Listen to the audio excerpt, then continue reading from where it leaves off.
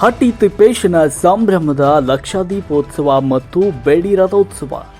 ಮಧ್ಯ ಕರ್ನಾಟಕದ ಕಾಯಕ ಯೋಗಿ ಶ್ರೀ ಗುರು ತಿಪ್ಪೇರುದ್ರ ಸ್ವಾಮಿ ದೇವಾಲಯದಲ್ಲಿ ಕಾರ್ತಿಕ ಮಾಸದ ಪ್ರಯುಕ್ತ ಗುರುವಾರ ಲಕ್ಷದೀಪೋತ್ಸವ ಕಾರ್ಯಕ್ರಮ ವಿಜೃಂಭಣೆಯಿಂದ ಸಾವಿರಾರು ಭಕ್ತರ ಸಮ್ಮುಖದಲ್ಲಿ ಅದ್ದೂರಿಯಾಗಿ ಜರುಗಿತು.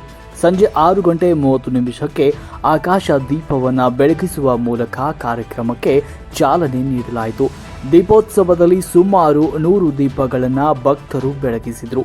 ತಲಾ 108 ಹಣತಿಗಳಲ್ಲಿರುವ 224 ದೀಪ ಸ್ತಂಭಗಳನ್ನು ಈ ಬಾರಿ ವ್ಯವಸ್ಥೆ ಮಾಡಲಾಗಿತ್ತು.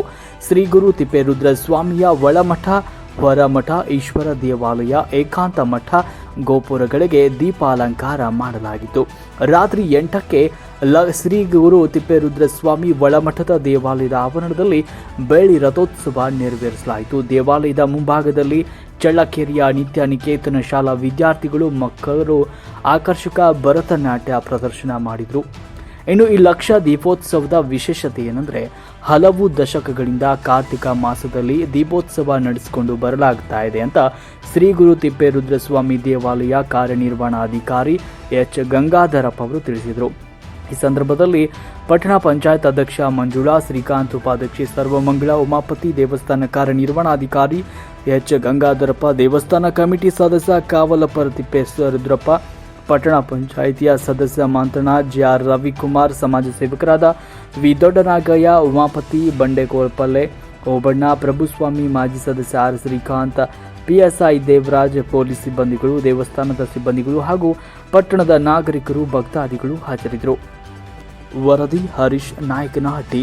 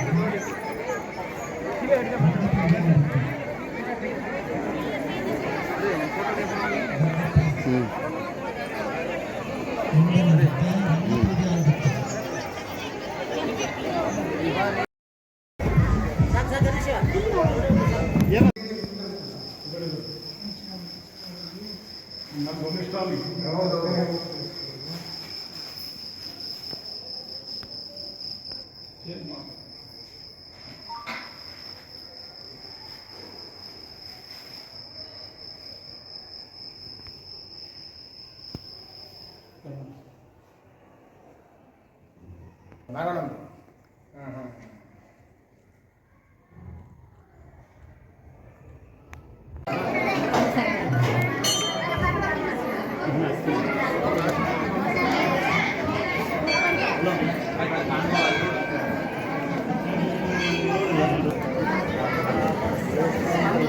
ನಂತರ ಇದಕ್ಕೆ ಅಕ್ಕ ಬಂದೆ ಓಡಿಸೋಣ.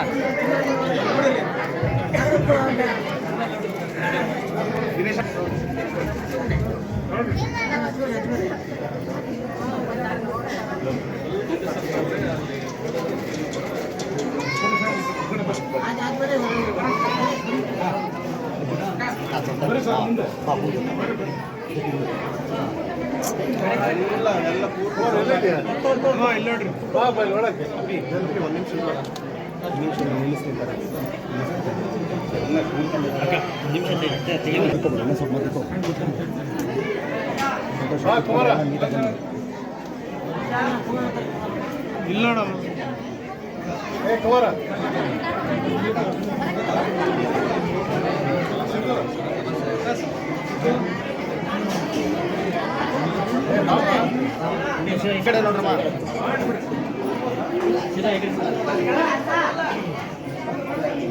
ಕೈ